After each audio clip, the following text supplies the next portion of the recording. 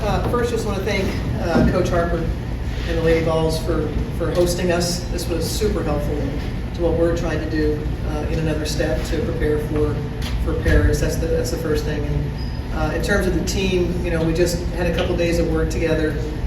I just told them in the locker room, I just appreciated our approach, how hard we played, how meaningful what we were doing out there was to everyone.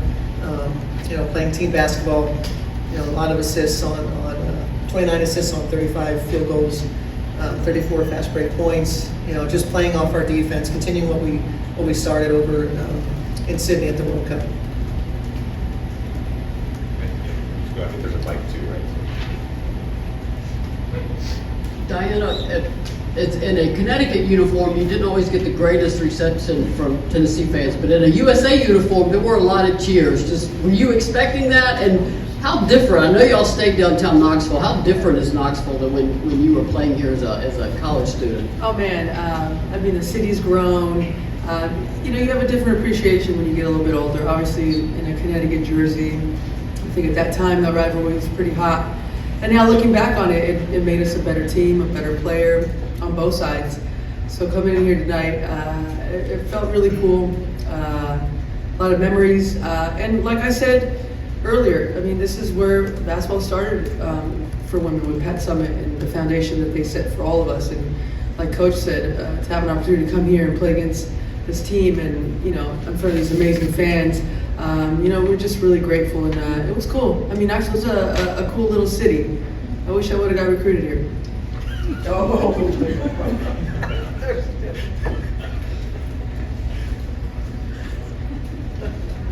Betnijah, Tennessee was able to kind of hang in there that first quarter. I know it's your guys' first time playing together, but what did you see from them that you felt like kept them in the game for a little bit in the first half?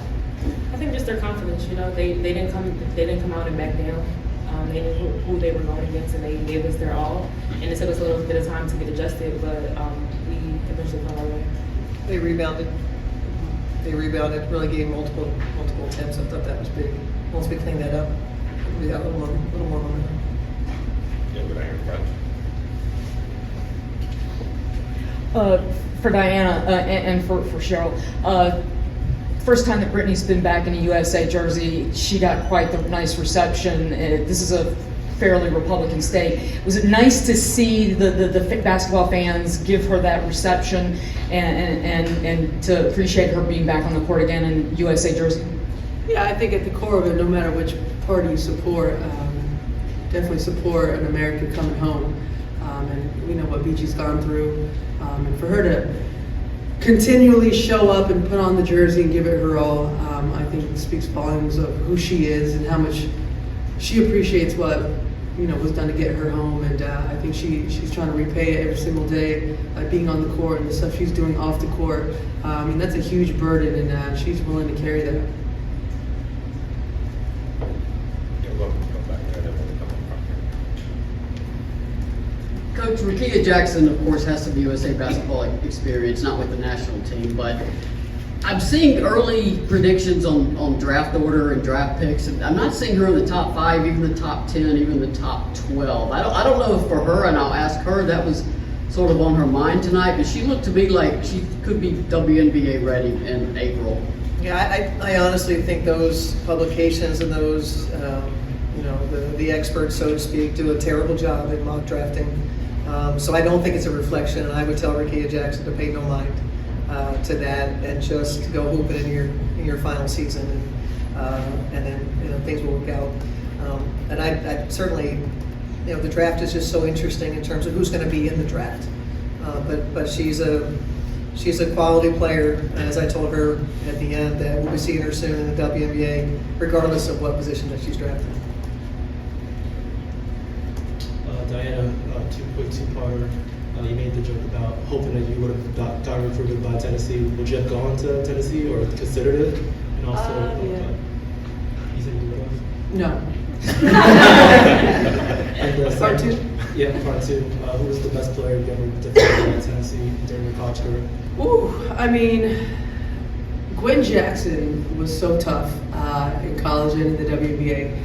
I think she was the first, undersized 4 that can really stretch the court, put you on the block, rebound. I have a vivid memory of Quinn Jackson having big games against us, and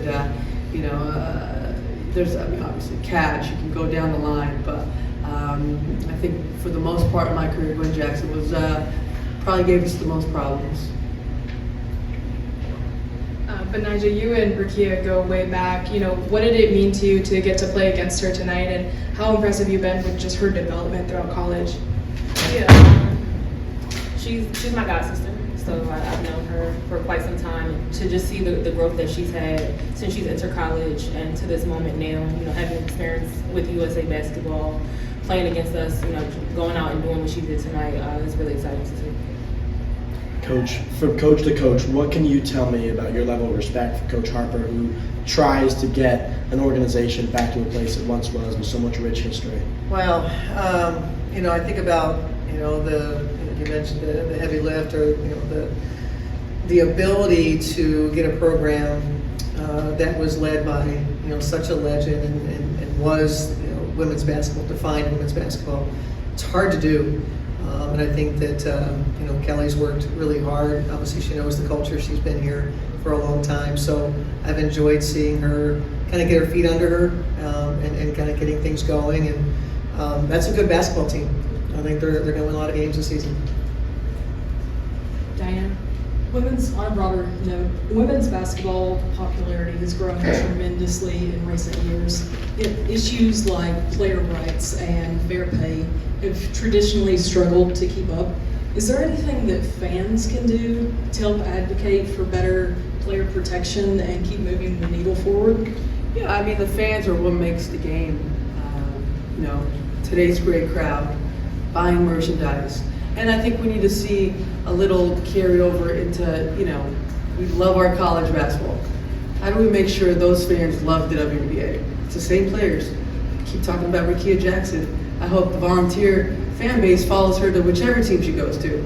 We need to start building that pipeline of fandom, from the beginning. And, it's a complicated question. We talk about it all the time.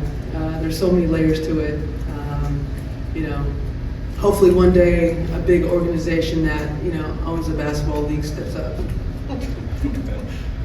I'm good. You have a question? We'll do both of you guys.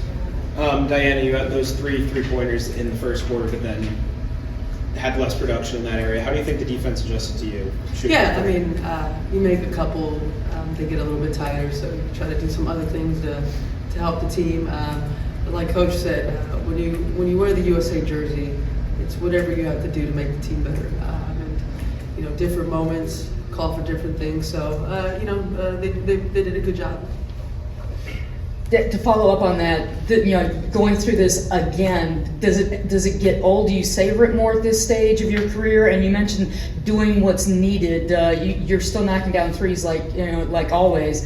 Is that maybe that and your leadership what you bring to potentially this group, and as you try to chase a potentially 6th gold medal? Yeah, I'm looking at it as my first time, and I'm in a different position where.